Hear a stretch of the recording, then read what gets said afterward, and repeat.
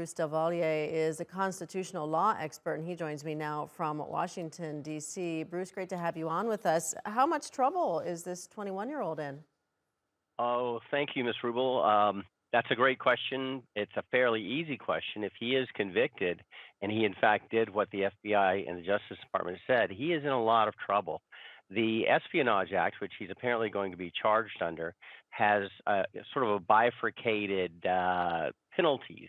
Under Section 792, the penalty, the most penalty is 10 years in prison for each event, and that would be for each document. If that's simply losing, taking, securing, or disseminating documents.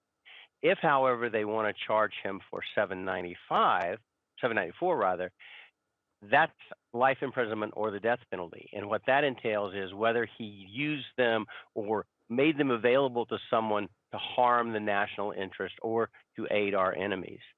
And I think he might be facing that. I think he's in a lot of trouble.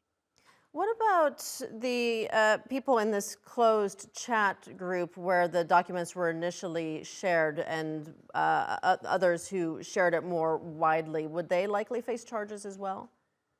They could potentially, yes. If they knew that the documents were confidential or top secret intelligence documents, and it's hard for me to believe they wouldn't know that.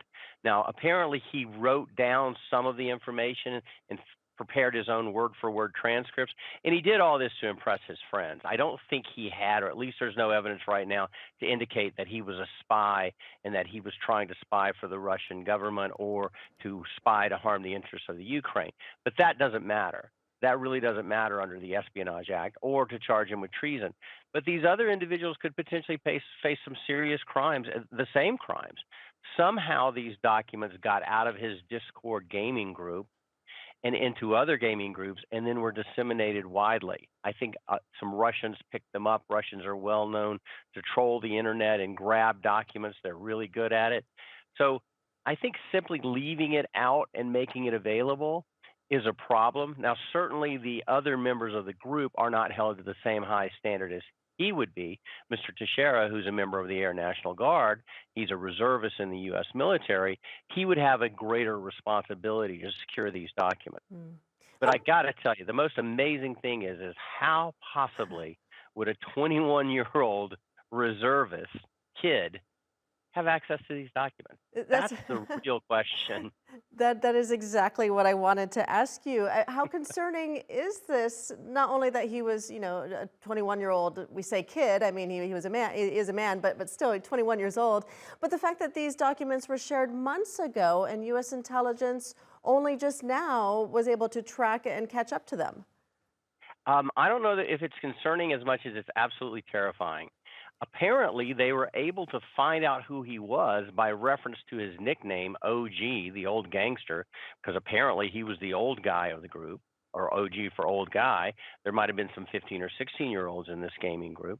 But apparently, they were able to find him by looking at the background of the pictures that he snapshotted on his phone, that he took photos on his phone, and it showed the interior of his home. And they were able to correlate and piece that together to find out who it was, that it was him. Because he's based in, or he does some of his reserve service in Cape Cod, but also some of it in Fort Bragg, North Carolina. So that's apparently how they found out who it was. But it did take a long time. And I've got to tell you, while this story was simmering, it was of substantial concern. How do these documents get out? How do this information get disseminated? And it's absolutely embarrassing. The United States posits itself as the world's military power and sometimes the world's policeman and sometimes the world's bully, depending on which side you're on. But if we can't be trusted to keep the secrets of our allies who are engaged in warfare, that's a very substantial blow to the credibility of the United States. Yeah, it certainly is. So many questions in there that we hope will be answered. Great to have you on, as always, Bruce DelValle, joining us from Washington.